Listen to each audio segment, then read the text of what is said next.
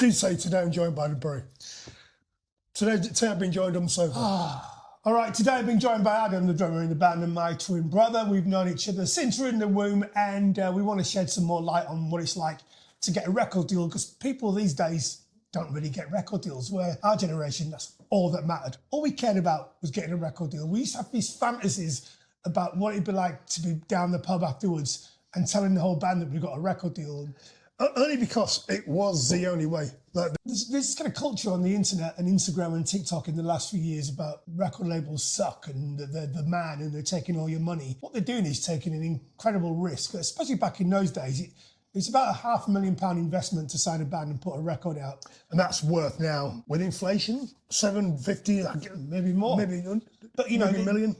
For every band that makes it and recoups on a record label, there's 9 bands or 10 bands that don't. And it's the bands that are successful that are paying for the bands that aren't. And that model worked really well. And yeah, CDs seemed expensive. Do they seem expensive now? 10 quid for an album? I don't think it's expensive. 15 quid, whatever. That's 3 cups of tea in Starbucks. It's nothing.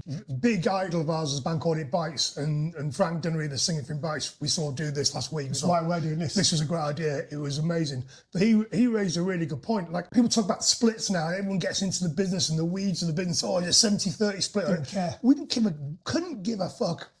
Record labels were really, really important then. And they gave us a big chunk of money. Like, they gave us money to tour, which I mentioned yesterday, tour support. And also, I think you mentioned it yesterday, and Frank Dunnery definitely mentioned this, that was a time of our lives. Moving to London, you're all sharing the same future, which is such a cool line. Yeah. We all wanted the same thing. So we moved to East Finchley, we got this house, which we loved. I wanted it. That was happening. There was no option. Yeah. So we said to our mum and dad, we're going to go on the dole for 2 years, and we're going to try and do this thing. It was a time of our lives. We played football in the morning. The sun always seemed to be out. We had loads of mates in London. But we used to go to Camden Palace, which is Coco now, on a Tuesday, to the Feet First Club with sort of celebrities of their day and hang out with them. And we started getting to know people. We never paid for a gig, did we? We were gigs. We knew everybody. We knew all the journalists first. Camden was like our backyard, and it's just the most amazing time. Absolutely skint, totally flat broke. We managed to save up to go to New York, which you alluded to yesterday. But you think we did that by working illegally through the night. Yeah, in nightclubs. Yeah, for 40 quid a night cash. Yeah, working from 10 a.m. till 10 p.m. till 6 a.m. every Saturday. It was the best time because we were on this mission, and sometimes we'd get down, and the best thing about being a twin is if I got down, which is invariably the reason, you'd pull me back up, and we'd do that all the time. And working part-time jobs, being on the dole, but we're just hell-bent on getting a record deal. This is going to happen, and we've moved to London, and we're going to make it happen. And then we got a Prince's Trust grant, which you talked about yesterday. Started a studio in Shoreditch where I don't think there was any street lights. £3,000. Yeah, but Nat West came in and gave us a bit of money. So we got £6,000. And suddenly now we're these fellas who've got a studio in Shoreditch, and people coming to us for remixes, and we're doing TV adverts, and that was quite appealing to the record labels we started talking to. Like, all right, these fellas know they're onto something, they're doing stuff. Yeah. And then it became a bit of a scene in Shoreditch, which I'm not saying we were remotely a part of, but we ended up meeting our future manager from that, a guy called Tank, who was instrumental in the way that our band was shaped. And he had a record label through Polydor called For All the Right Reasons, and we nearly signed to that record label. But we went for a meeting with Lucian Grange, who now runs Universal. We said to Lucian, Tank was sitting there, we said to Lucian, look, we need to go to America. It's all about America. And he just looked at us and went, go to America when you're good and ready. And we walked out and we said to Tank, we can't sign to him. And I remember Tank being devastated about how that meeting went. Yeah. Because he wasn't very endearing. He said to us, your band's all right, you look all right, demos are all right, Tank seems to like it, so we'll do it. I'm thinking, really? What if Tank gets hit by a bus and we left with you? Who ended up running Universal. But apart from that, not that I wish Tank to get hit by a bus, but it wouldn't have been a bad thing. But if we'd have been left with Lucy and then he liked us. But we needed somebody who really loved us, and Tank loved us. But just to pick up on something you just said, and again, me and Adam have always been entrepreneurial, and our ADHD brains means we're getting a lot of things, and we think we can do a lot of things. There's a song about that. A song on the new album called All In about it. It used to really bother me, and now I've learned to like that about myself, and I don't mind failing, which is handy because we fail all the time. We made a big mistake, which I think I've made lots in life, where we relied on other people. So we'd say, oh, that girl at Virgin really likes us, and then that fell through. Or that girl at BMG, she really likes us, and then we go along with her for a year, and then that falls through, or that man, whatever. There's always an excuse. It's always like, oh, well, they fell through, or they're not signing this kind of band. And I remember one day, back to that John Entwistle thing, is like, you're trying too hard. There should be no excuses. If you're good enough to get a record deal, you'll get a record deal. We're just not good enough. And the reason we're not good enough is we're trying too hard to impress people, and we just need to double down on ourselves and realise that people are going to hate it. Like Lucian didn't get it, that's fine. History is written by winners, and people will go with winners. And also at the time, we were massive Rush fans. If you're watching this, you know anything about our band, you probably know. And we still are, and we were at that point, but we started really getting into Green Day and the Beastie Boys, and that kind of next generation of skateboarding and skate punk stuff. DIY ethic as well. Started becoming massive again, and we were around in the first generation. We've always loved skateboarding and the fashion that goes with it and all the culture. And we really got into that, and those bands started becoming bigger, and we was like, well, and it's all about personality. The Beastie Boys are all about personality, and we were a little bit devoid of that. So we just started letting our personalities come through. We started writing songs called Cheeky Monkey and 5 in the Morning, instead of songs about being ambitious and architecture and things we thought prog rock bands would write about. Started writing small. Yeah, started writing small. Which I think, and the perfect example of that is The Streets, first Streets album. I think it's a perfect write small album. Yeah. Literally writing about getting a phone signal. Again, we were struggling, we had no money, but we didn't feel like we were struggling. We felt like we were on this mission. And didn't need any money. We had friends, we'd get invited to gigs, and we had free beer. And then there was about 2 weeks when me and you went out with record companies every day and every night for meals. Do you remember? Yeah. I've never eaten so well in my life. And we couldn't afford to get there. So we did a demo at this place called Kitchen Studios in Old Street. And I remember, you're like, how do you get to Old Street? You can't afford to get there. And then a week later, what was mad was when we decided who we were going to sign to, and we'll come on to how we decided that. I remember getting out of the tube in East Finchley and walking back to our house, which is about a 20-minute slog up a hill, thinking, we're signing a major record label tomorrow. I can't believe this is happening. This is going to change our life. And obviously it did. We were penniless, flat broke, penniless. Didn't have a pot to piss in. Couldn't even afford to get to these label meetings. And the next day we knew, because we negotiated it, what kind of check we were going to get. And we could start paying ourselves a wage. And computing that someone else is paying for me now to make music. How mad is that? Well, I remember waking up the day after we signed. 2 things happened, actually. You could tell this story pretty better than me. But we woke up the next day, we signed in our studio, damp, because it's underground, it's damp feeling. And I remember saying to Adam, we're driving in the same lane as Michael Jackson now. We just signed to a major record label. Do you feel the pressure? And we both looked at each other and went, nah. This is it's like, all we're going to do now is make music and just have a laugh. We had one job. Our one job was to make music. Like, imagine having one job to make music now. And we started, so good, we wanted to make people laugh. So we started making people at the label laugh and they laughed back at us and thought, oh, these are cool.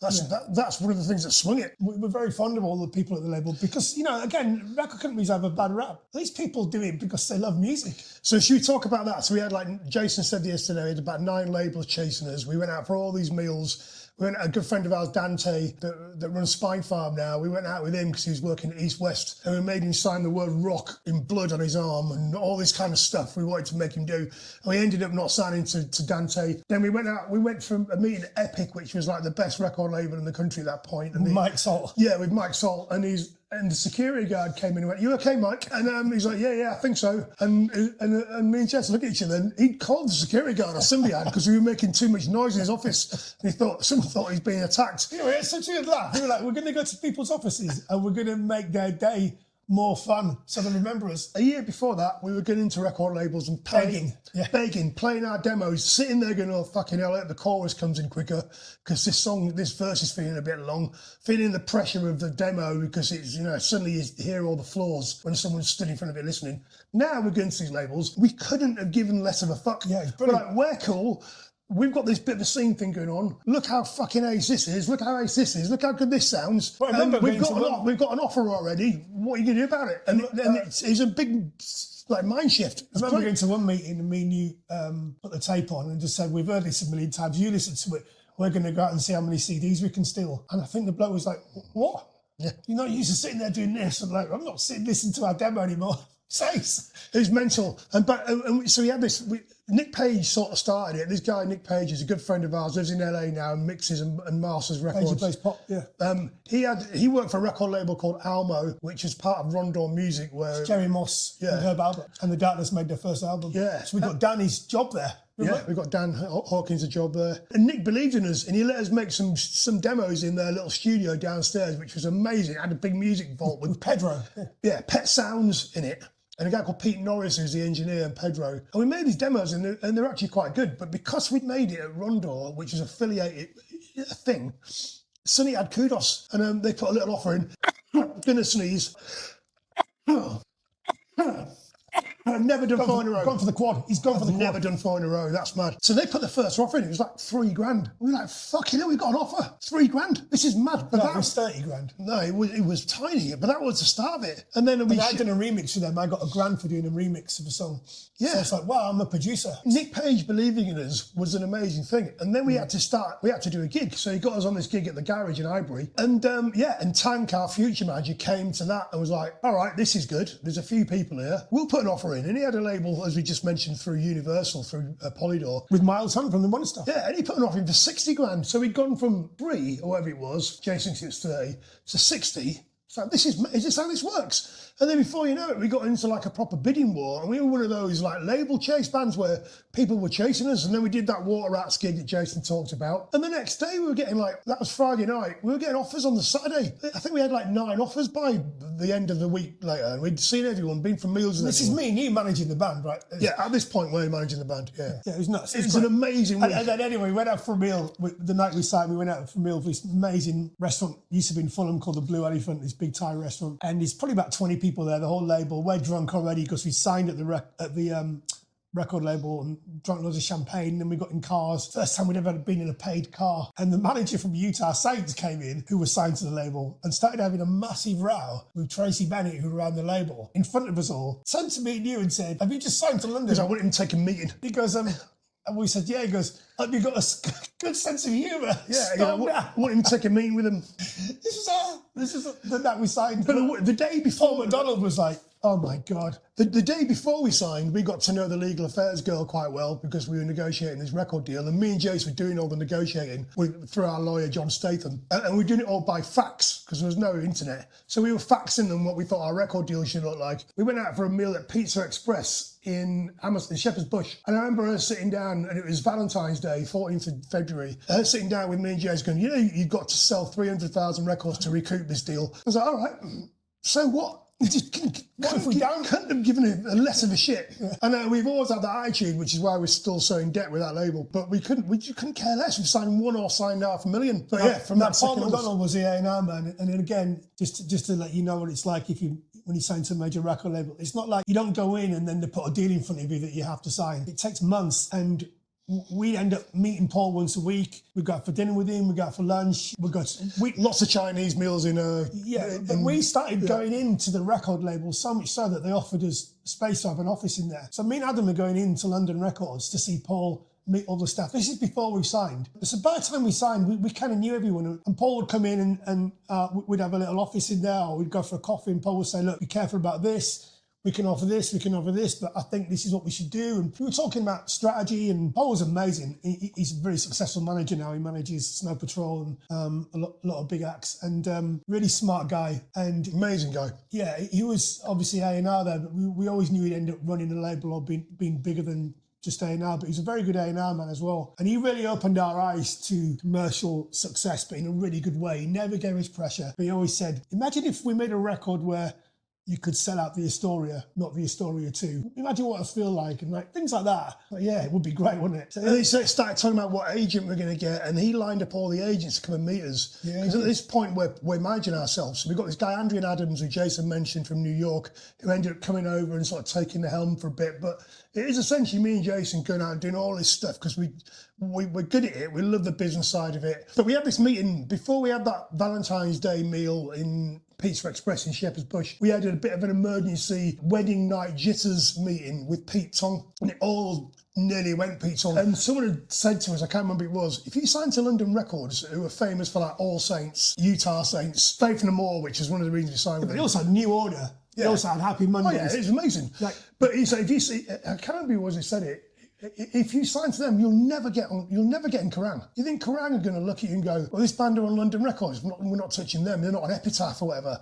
And it spooked us. So we went to the label and we had this like wedding night jitters meeting, we called it, and we had to, basically Pete Tong had to sit down with and placate us and say, fellas, I don't know who's told you this bullshit, but it's just not true. No, but what he did say, and what Paul said, which is smart, is if you are worried about that, we'll give you your own label imprint, so it never looks like you signed to London. That's it. And on that meal, so we came up with this label called Tycoon. Tycoon, yeah. This is how cool they were. They're like, yeah, we kind of get what you're saying. We need to launch this from a DIY punk rock. We'll pay for you to have your own label imprint, and it will never say London Records anywhere near it. Yeah. We'll put out 5 in the morning like that. Yeah. And they even gave us cash to go make a video. Like, we don't want to be involved with this. Go get a mate of yours and make a video. So we've got Christian Stevenson, who's a snowboard video director, a great snowboarder, great friend of ours, now DJ Barbecue, amazing chef. He made the first video. I think we'll all agree it wasn't great, but we had fun doing it. And the label didn't care. They're like, yeah, you made your video with your mate. That's what you should be doing. It was great. We went and signed this record deal. It was £180,000. Oh, another thing to interject.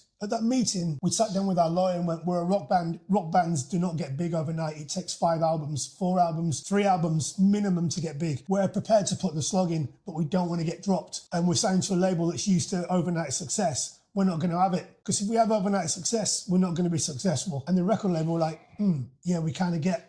So they gave us a 2-firm album deal. What that means is they can't drop us. Even if we sell 0 records, they have to pick up the second option, which is unheard of. Yeah. But we managed to convince them that, look, we'll make money for you if you stick it out. Obviously, by a second album, they dropped. So the other thing we said in that deal was if we don't put our record out in the States within 6 months of it coming out in the UK, we get it back. So we got the album back for America, which is a double-edged sword. It allowed us to sign another record deal. My alarm just went off, and it's probably a good thing because we're rattling on. Our record deal was, we had a lot of offers. We decided to go with London. There's lots of stuff they put in there that Jason said yesterday about tour support and stuff. Like, they bought us our own van. It's 10 grand. And we bought it from a dealership in Lowestoft. We made it into a tour bus. And they just gave us 10 grand. Like, we lived on £22 a week. I mean, you have to recoup that 10 grand, but we don't care if we recoup it. You don't. This is the thing that people don't get about record deals. You have to recoup it before you make any money, but you don't have to pay it back. You don't owe them it. Yeah, and they're making money while you're not recouping. Yeah, so because they own 80% of it. So you're only making 20% of anything you ever make after you've recouped. And every single day you're spending money. Like the day we did Top of the Pops and got a helicopter and then to a tour bus to go to Germany, that's cost us about 25 grand that day. You've got to sell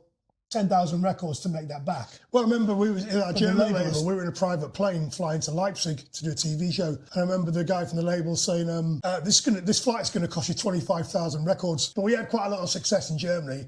And we're playing these massive festivals and it's going fucking nuts. The crowd have been mental. And I'm like, we're doing all right, aren't we? Like, this is great. And I walked off my drum riser and walked off and Ola was out, a larger-than-life A&R guy from Germany. I'm like, this is amazing. We just played to 60,000 people. It's going nuts. And his face was like really, really grinning and so happy.